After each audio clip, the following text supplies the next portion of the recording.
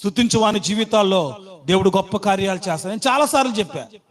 ఒక అతను ఏసన్న దగ్గరకు వచ్చి, ఏసన్న గారు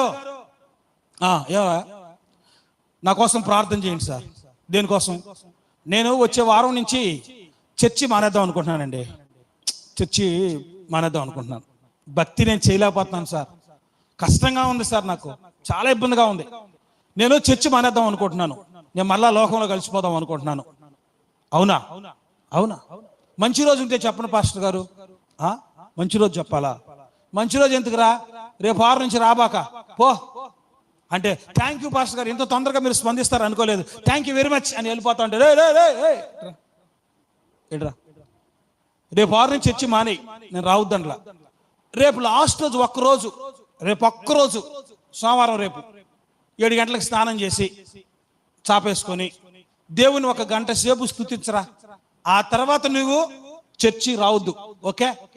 దేవు ఒక్కరోజే కదా ప్రార్థన, ఇక నా జీవితంలో ప్రార్థనే ఉండదు. ఇక నా ఇష్టభాగరభాతం పోయాడు, స్నానం చేశాడు, సాపేసుకుని కూర్చున్నాడు, మోకరించి స్తుతించడం ప్రారంభించాడు. ప్రభువా మీకు స్తోత్రం స్తోత్రం స్తోత్రం స్తోత్రం అని.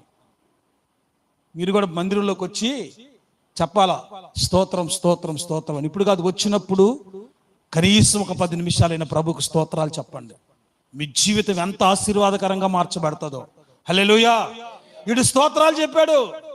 దేవా నాకు ఇచ్చినటువంటి నా భార్యను బట్టి స్తోత్రాలు ప్రభువా, స్తోత్రాలు ప్రభువా, స్తోత్రాలు ప్రభువా.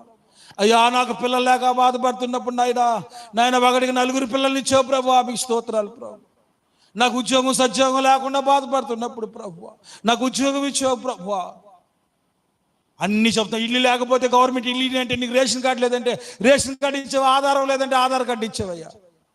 పొలం లేదంటే పొలం ఇచ్చావు, స్థలం ఇచ్చావు, సమాజంలో ఒక పేరు పద్ధతి ఇచ్చావు, బైక్ ఇచ్చావు అని స్తుతిస్తూ దేవా ఇడ్లీ చేసి నేను ఎలా మర్చిపోయేదయ్యా అన్నాడు. చప్పట్లు కొట్టను గట్టిగా.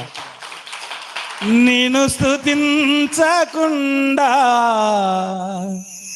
నేనుండలేను. హల్లెలూయా. నా వల్ల కాదయ్యా, నీకు దండం నాయన, నిన్ను వదిలిపెట్టి నేను పోలేనయ్యా అని కన్నీళ్ళు కార్చి ప్రార్థన చేసుకుని తెల వారకు ముందు ఆదివారం రోజు అందరికంటే ముందు వచ్చి కూర్చున్నాడు. ఏసన్న పిలిచాడు, రే రా, ఏమొచ్చావు ప్రార్థనకి? ఏసన్న గారు దేవుళ్ళు లేకుండా నేను ఉండలేనండి. చప్పట్లు కొడదాం గట్టిగా. హల్లెలూయా. స్తుతిలో ఉన్న మహిమ అదే. నువ్వు ఒక్కడికైనా స్తుతించొచ్చండి. మా ఇంట్లో నేను ఒక్కడే స్తుతించేది. మా ఆవిడ 7 గంటలకు లేస్తా సార్, దేవునికి స్తోత్రం. ఇంకా